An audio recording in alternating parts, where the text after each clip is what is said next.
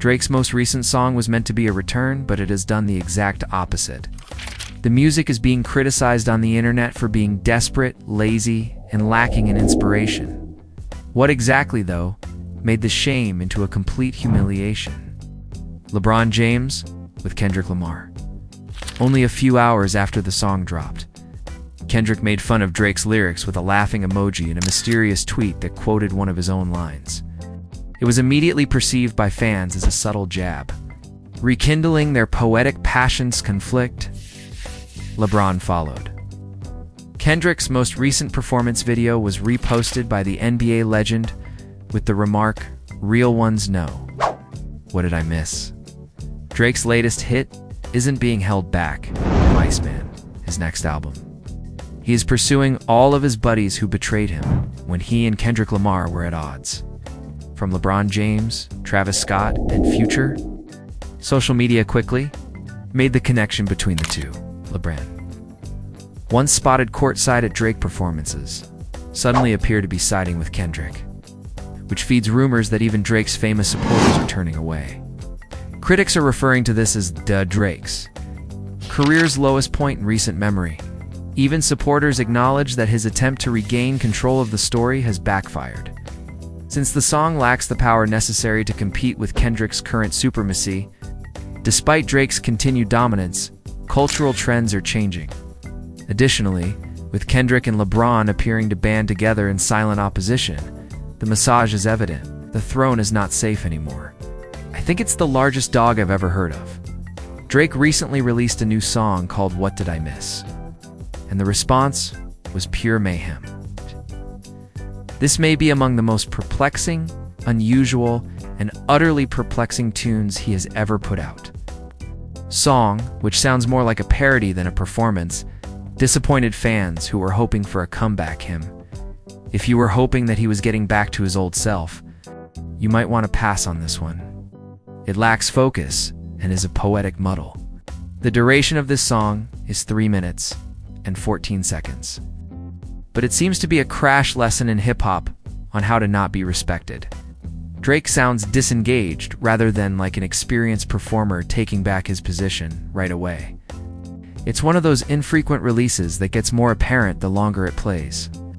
This isn't it, not even close. Drake is alluding to the incident in which Rick Ross was hit in the left eye following his performance of Not Like Us at a Canadian festival. After that, Jake follows up with LeBron James, who was spotted dancing at Kendrick's The Pop-Out concert in June 2024. Is being addressed by Drake. People are attempting to defend it by claiming that he is merely experimenting or that this is a new look, but in practice, this sounds like a complete breakdown with auto-tune and blank bars. There's no fire, no bite, and most definitely no energy for a return. This song makes one point very evident when contrasted with the words and image he attempted to promote only a year ago. Those assurances were meaningless. Even more bizarre is the fact that Drake appears top route of it, as if he believed that this would change the course of events and restore his dominance. Rather, he seems to be transforming his own failure into a single. It's unsettling to observe, especially considering his potential at his best. This song has the feel of a beat-accompanied public act of self-destruction. Prior to go further into the extent to which this single could damage his reputation, this should serve as a reminder. This was the artist's worst punch to date. He used to study rap feuds like a sport. Therefore, regardless of how many Drake fans there are angry at hip-hop critics for opposing this feeble comeback attempt doesn't alter the facts. The rest of the world can see how terribly this failed. The hardcore fans' denial won't alter the fact that this song is blatantly awful. In his most recent song, What? Drake disparaged LeBron James, the same person he had inked on his arm? I missed it. Drake's most recent song makes it clear that he is upset that so many people switched on him. Crash Out makes sense, and even allows people to learn more about the features or perks being given. Drake said something that has made it difficult for even his staunchest supporters to explain. Now that everything has been outlined, it's time to have a serious discussion regarding Drake's position in the game, because this isn't just a forgettable throwaway single or some mediocre slip-up. It's an indication that something more serious is wrong. This is not merely mediocre. In front of the entire industry, it is a warning sign. Though the music itself isn't the main problem here. What it stands for is, Drake appears utterly disconnected from the way he is viewed. Remembering everything some audacious remarks made following the feud, such as Lil Yachty's assertion that Drake was unconcerned and dismissing it as inconsequential. They thanks Kendrick Lamar and A$AP Rocky for their early assistance, such as the 20th Paradise Tour. What was it that I missed? Additionally, he was among the first to co-sign another Toronto Star of the Week player. The song's beat changeover was, as usual, disgusting. Also heard what I believe to be a weekend at the end. Drake then went on to release an entire album, in which he expressed his lack of concern, no longer about rap battles. All I wanted to do was show up and host parties. However, this new song seems to be the total reverse of all that vigor. He is now attempting to gain momentum with a song that sounds like a bewildered muddle. The idea that he allegedly had about 50 unreleased songs ready taught apart, and he decided to portray this as the major resurgence. He may be entirely misreading the crowd, neglecting his own audience, or losing sight of what made his music so powerful. First position. Since the end of the battle, Drake has been releasing music constantly, nearly 2 complete projects. However, this single is meant to Beatty Major 1, the song that changes the story. It simply isn't logical. Fans are causing more harm than good by acting as though this song is hot. This is delusion now. However, one thing is now quite evident. Drake was not taken aback. He has been greatly impacted by the criticism and all of its consequences. Additionally, this new song feels like a full-fledged confession masquerading as a comeback. This song is more than just a musical failure. From the perspective of the message, it's also a complete muddle. Drake is trying to construct this next phase of his career, and the subjects he chooses to rap about are rising serious warning signs. It's not only a reflection of his specific hip-hop lane or what's wrong with him. It's bringing attention to the current problems in the broader culture. Drake's attempt to promote this bizarre narrative in which evading responsibility becomes the new norm is the true problem here. He is distorting reality to create a narrative in which playing the victim somehow equates top power. He's acting superior while doing the exact same thing. That inconsistency is hazardous in addition to being messy. It is quite perplexing that this behavior is being promoted as acceptable. When you understand that he's not merely rapping about this in a generalized manner, it becomes even more outrageous. He is putting everything out there as if it were part of the rollout plan, lining up his personal drama with courtroom shenanigans and making precise connections. This and only ugly. The speakers are blasting forth a blatant contradiction, and in some way, he's using this to lead into his next solo undertaking. Drake had the opportunity to release anything that demonstrated development, maturity, or responsibility. Had he entered that direction, it might have drastically changed the course of events. However, he is instead intensifying his use of ambiguity, inconsistency, and disagreement. It's the music suffers as he seems to be caught in a cycle of reacting to disorder with more chaos. His frightening hours have now given way to what seem more like suing hours. And let's discuss that. Drake became the first rapper to be sued for the lyrics of a diss track, making history in the process. Just that move shook the whole culture. Here's the worst part though. He's continuing releasing songs under his label that criticize other artists while he is suing over lyrics he didn't. Like artists themselves. He maintains the same enthusiasm in his own bars. So we're meant to think he's the victim here. The industry is taking notice of that paradox. Not only is it ironic, but it's also perplexing in a way that hip-hop hasn't seen much of. And now that everything is falling apart, it's obvious Drake is doing everything in his power to stay away from Kendrick Lamar. Although the enthusiasm is missing, he's putting on this display as though he's unconcerned and cool under pressure. Drake is avoiding its smoke. Kendrick isn't being sidestepped by him. He is avoiding a second round with the one MC who really rocked his world. And he's probably not even aware of how much he's disclosing about himself by doing that. Kendrick did more than just point out the bar's flaws, or revealed a deeper aspect. Given who he is choosing to disparage instead, Drake's recent actions come out as insecure, even fearful. He isn't aiming bar-heavy MCs or lyricists with a sharp pen. No, he is taking aim at those who aren't even involved in the rap game, such as LeBron James and DeMar DeRozan. That says a lot on its own. Drake also finds time to disparage Future, who isn't particularly well known for his technical lyrics. He seems to be making a special effort to hit those who are unable or unwilling to do so. Back with bars. Dominance is not what that is. Deflection is what that is. He almost seems to be hoping that no one will notice that he is utterly avoiding any poetic conflict with actual spitters.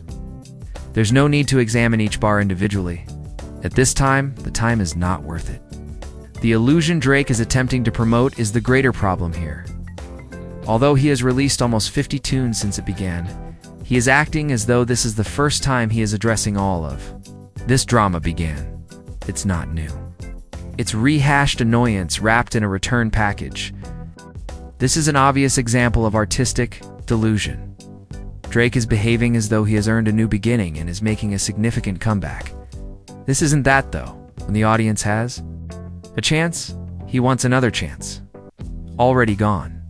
Furthermore, he isn't arguing for anyone to take notice of this mediocre stuff. It's collapsing once more. Take a peek at the rollout to see how strange it is. His public ranting and cursing at strangers on a live feed was actually intended to increase anticipation for the publication. Such a rollout betrays desperation rather than confidence. For someone who used to move like a chess player, everything about this drop feels disorganized, disjointed, and completely out of character. Hip-hop master. Let's just say that Drake's current style of movement is what it is. It's not in a good manner and wild. It's hardly a power move to see a 40-year-old rap legend yelling from a van to promote a single. It's marketing disguised as a meltdown. His people are baffled by the rollout alone, asking how it all happened so quickly. And the rollout is just the beginning. The song itself is coated in layers of forced energy and dramatic flair, giving the impression that it is a clumsy, exaggerated catastrophe. This whole thing seems more like a parody of a Drake song than a forceful comeback. His actions, tone, and style all give the impression that he is aging backwards in the worst possible way. Drake is attempting to turn this Iceman era into a daring new chapter that either resets his legacy or flips the genre. However, that objective has already failed based on this release. 1 year after the pop-out performance made headlines, if people were truly expecting to hear him finally talk about LeBron James, and this is what they received. It's a historic disappointment. It's more obvious than ever that Drake may not have given this much thought. This is not a maneuver of power, it's a response, a reaction that reveals how deeply this whole battle shocked him, one that is furious, frustrated, and obviously unsettled. Hadn't. Get over it. Remains trapped in it. He's not getting better with every new song or stunt. He's reminding how badly he lost everyone. Evolution is not demonstrated in this track. It's filled with forced and inappropriate shots and is dripping with pettiness. It's sour energy. The atmosphere is strange.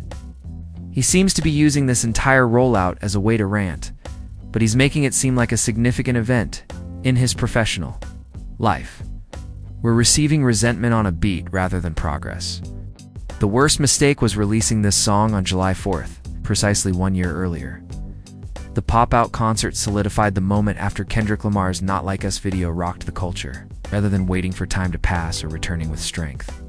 Drake went around again with half-hearted bars and bitterness. That choice alone has cemented him as the greatest failure in the history of rap. To begin with, it seems like Drake lost the chance to even react appropriately to anything that transpired. But he's backstabbing at folks who weren't even on the front lines. Rather than being silent, he's targeting those who don't even rap. Criticizing outsiders and non-IRists for simply expressing affection for Kendrick at the height of the feud. It's not a strategy. Desperation seeping through the bars is what that is. This demonstrates the extent of the destruction. Drake appears to have been so utterly dismantled that he's searching for anything to rekindle interest. He's returning to the same tunes after releasing a run of unmemorable ones and odd singles like Nokia that obviously didn't connect. Meat that had already revealed him. He believes he can still get a reaction in that one lane, rather than creating a fresh direction or sound. He's aiming to extract as much attention as possible from that fight by drawing on it again. The game interprets it as a cries for attention rather than a power move. What's even more bizarre is how J. Cole once made an effort to maintain harmony between Drake and Kendrick by supporting both sides during the 7-minute drill. In the present, it is painfully evident that Drake is stuck in a cycle of not moving forward quickly, while Cole is leveling up. Given that Drake once attempted to portray Kendrick as a one-trick pony by claiming he relied too heavily on his typical themes, it's almost ironic today. However, notice who keeps using the same card. Drake is now the one who relies on ancient feuds as if they were his sole plot point. The same now, the charges he made are coming back to haunt him. Ultimately, this song is among the least creative and diluted listening experiences Drake has ever released. Out. The energy just does not exist, regardless of how you attempt to spin it. It seems contrived, bland, and disjointed. This is not a resurgence, it's a slow-motion collapse. And when you stand back, it's difficult to avoid seeing this as one of the most significant self-inflicted humiliations of his whole run. This could have been a turning point in Drake's career. He had the opportunity to change who he was. A tale perhaps demonstrated some genuine depth, but instead he decided to target LeBron James once more.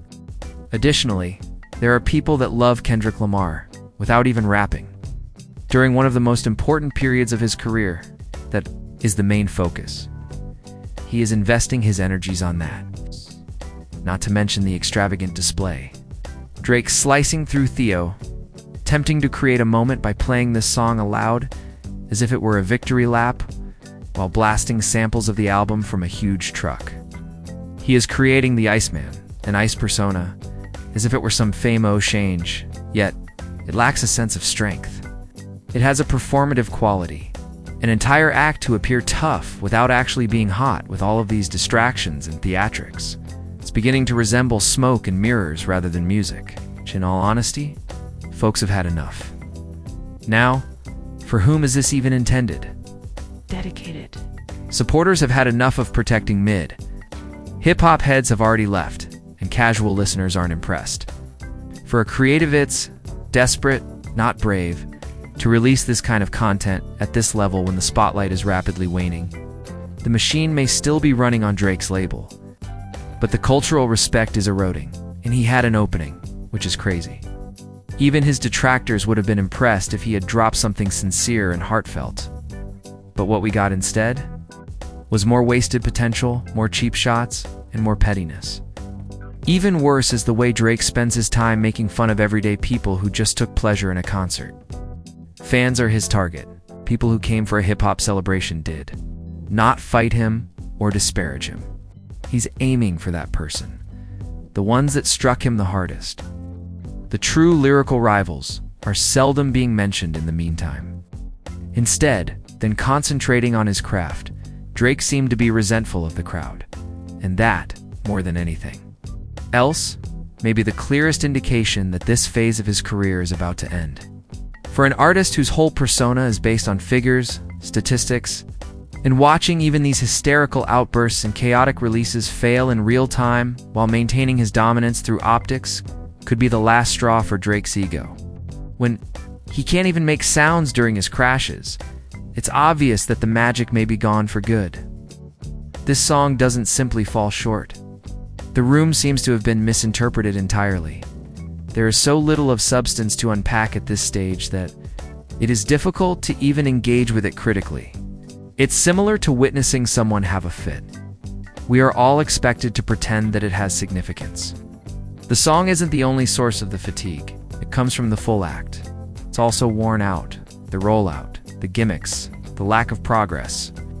The worst part is that Drake seems to sincerely think that this will change the course of events to his advantage. Rather, it only serves to highlight how disconnected he has become. That's only one take, though. How do you feel about this song? Does this sound like an artist running out of steam, or does it still have an impact on you? People all throughout the world are baffled by this one. Share your comments below. And you're a real one if you've read this far. To ensure that this analysis is not wasted, please press the subscribe button and hit the like button. Believe me, sitting through it required a lot of work. This song, analyze it and maintain your sanity while doing so. Watch the recommended video if you're prepared to hear what's coming up in authentic lyricism that goes beyond the commotion and tricks. The culture is still being advanced by MCS today. Artists such as Jay and Eminem recently contributed significantly to JD's next project that demonstrates that the Pengami is still relevant. Please like, subscribe, and let's continue hip-hop going ahead because to the Drake era, it sounds more complete every day.